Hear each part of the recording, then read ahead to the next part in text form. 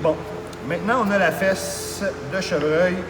Lorsque votre fesse de chevreuil va être plus grasse, je vous conseille d'enlever le gras à l'extérieur de la fesse. Pourquoi? Parce que ça va vous permettre de voir où vous devez mettre votre couteau. En ce moment, on voit les démarcations de muscles. C'est facile de dire, regardez, cette ligne-là, vous allez rentrer là. Si vous avez plein de gras, ça va être difficile. Un boucher d'expérience le sait. Mais vous, ça va être difficile. Donc, je vous conseille, quand vous avez un morceau avec du gras, venez dégraisser en premier. Et par la suite, vous allez être en mesure de faire la même chose que moi.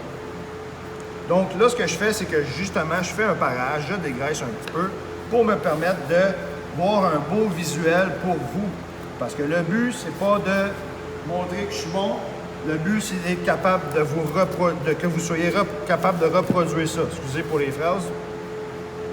Donc, une fois qu'on a bien arrangé ce côté-là, on va aller faire la même chose de l'autre côté. De l'autre côté, on va dire que c'est l'extérieur de la fesse.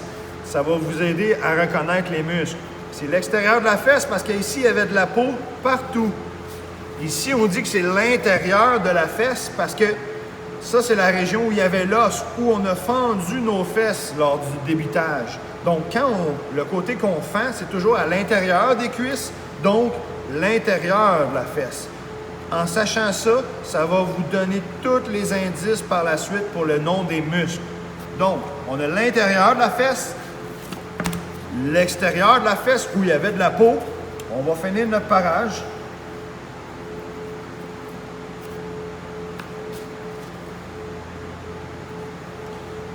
On enlève seulement que le gras. Puis on s'assure de bien voir les voies naturelles, les lignes, les muscles. Quand on voit ça, on arrête notre parage. Et quand on a bien fait notre parage, qu'on voit les lignes des muscles, c'est pas grave s'il reste qu'il reste un petit peu de gras. Ça va être vraiment facile à enlever plus tard. Et puis, c'est une quantité de gras raisonnable qui peut aller dans la viande hachée, puis on va s'en sortir. Là, ce que je viens d'enlever, la petite membrane, c'est juste parce qu'il y avait des poils dessus. Fait que je l'ai enlevé. On vient d'éliminer quelques poils pour notre viande. Lorsqu'on va désosser une fesse, on va toujours commencer du côté intérieur de la fesse. Le côté intérieur, c'est où il y avait notre séparation lors du débitage. Si vous êtes quelqu'un qui aime les ossobucaux, je vais vous conseiller de les faire avant de défaire votre fesse. Pourquoi? Parce que là, en ce moment, là, ma fesse, elle se tient bien sur la table. Si je veux venir scier mon os, je vais couper la viande avant, comme ça. Et après ça, je vais venir passer un coup de scie à la main, parce que vous n'aurez pas une scie électrique à la maison. Donc, je ne vais pas vous montrer ça, mais je vais vous montrer avec la scie à la main.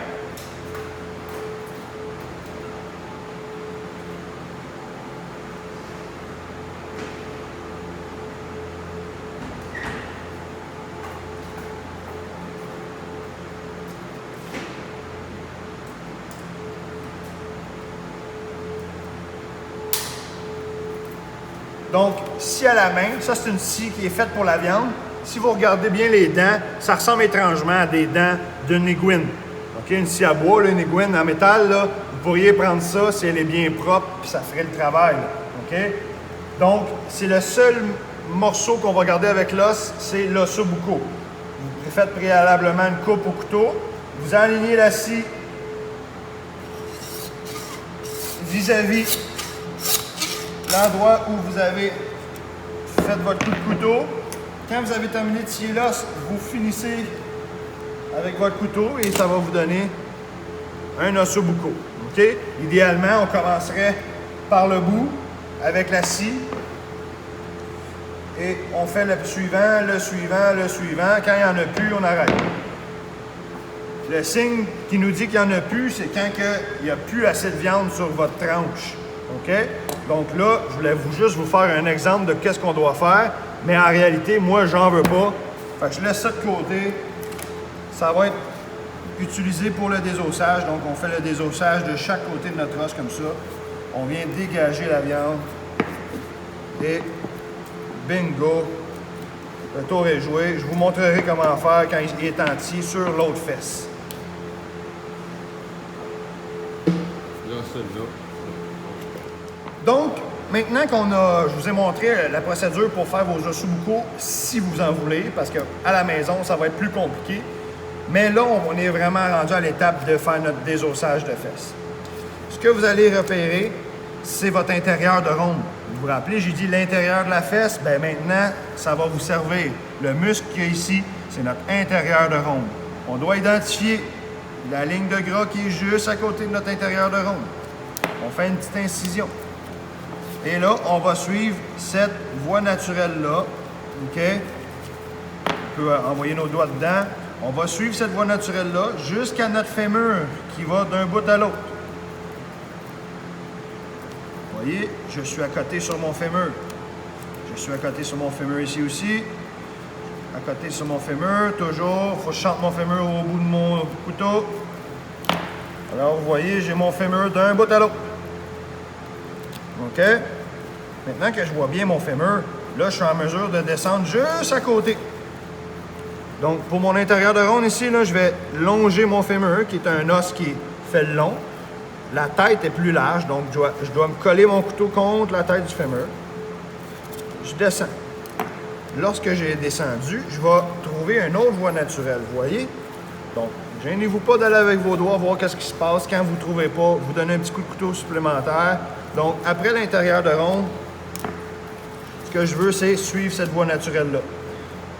Mais en même temps, je vais aller chercher ma voie naturelle qui est au bout ici de la patte. Donc, on veut détacher par la voie naturelle. Vous voyez, plus on la suit, puis plus c'est facile. Là, il y a des fois des tendons, des veines. On continue. Je passe mes doigts pour bien voir où je m'en vais. Et puis là, bingo, on peut détacher. Vous avez détaché votre intérieur de ronde parce qu'il est situé à l'intérieur de votre fesse. L'étape suivante, ici, c'est la pointe de surlonge. Bon, elle s'appelle pas de ronde. Ça s'appelle pas un intérieur et un extérieur. Comment on fait pour la reconnaître? Bien, ici, on a notre surlonge. Et ici, on a la pointe de surlonge parce qu'ils sont rattachés ensemble. OK? Donc, maintenant, la même chose, mais de l'autre côté de mon fémur, je vais longer mon fémur. Je m'accote dessus le côté de ma lame contre mon os. Et puis là, je vais aller chercher la prochaine voie naturelle. Je ne prends pas la première. OK? Je vais aller chercher l'entièreté de ma fesse. Ici, on a la rotule. Donc, ça, c'est le genou de l'animal. Eux autres aussi ont une rotule qu'on peut laisser sur la bête, sur le muscle. Et puis là, si on regarde ici, on a notre extérieur de ronde. On doit passer entre les deux. Puis là, quand on passe entre les deux, il y a une voie naturelle qui se forme. Donc, on va suivre la voie naturelle, comme ça. Rendu à cette étape-là, on va faire le tour de la tête de fémur pour bien la détacher. OK? On a fait le tour de la tête de fémur. Bingo. Je le laisse là. Je continue à aller chercher ma pointe de surlonge. Ici, on a l'impression que tout est relié. On coupe entre les deux, entre ce morceau-là et ce morceau-là. Bingo. Et puis ici, on peut couper aussi. C'est un muscle qui a un nom qui peut être utile dans différentes bébêtes, mais dans le chevreuil, il finit en cube ou en viande hachée. Donc, là, j'ai enlevé ma pointe de surlonge. Je vais juste faire le tour de ma rotule pour l'éliminer. C'est un os, on l'enlève, et puis là, ça me donne ma pointe de surlonge. Là, vous voyez, on a le reste de notre fesse. Si j'ai enlevé l'intérieur puis que j'ai enlevé ma pointe de surlonge, ce qui me reste, c'est automatiquement l'extérieur de ronde ainsi que le surlonge. Pourquoi on dit le surlonge? Parce que lui, il est collé sur la longe. Surlonge. Alors, mon surlonge est là. Je vais aller vraiment dégager mon os en entier. Je veux libérer le chemin, là. Tout ce qui reste, c'est mon extérieur de ronde. Je veux, par la voie naturelle, encore une fois, je viens la trouver. Une fois que je l'ai trouvée, je la suis. On est là. Bingo. Donc là, j'ai mon extérieur de ronde. Tout ce qui me reste, c'est mon jarret. Si je ne veux pas avoir d'ossobuco, il est encore là, je le désosse. Puis si je voulais avoir des ossobucaux, n'oubliez pas, on doit les faire avant. Pourquoi je ne les fais pas après? C'est juste parce que ce morceau-là va être pas mal plus difficile à scier. Il est léger, il va bouger, vous allez sacrer votre vie, donc il va finir dans la viande hachée quand même. Si vous voulez des ossobucaux, profitez-en tandis que la pièce est grosse parce que tout va se tenir.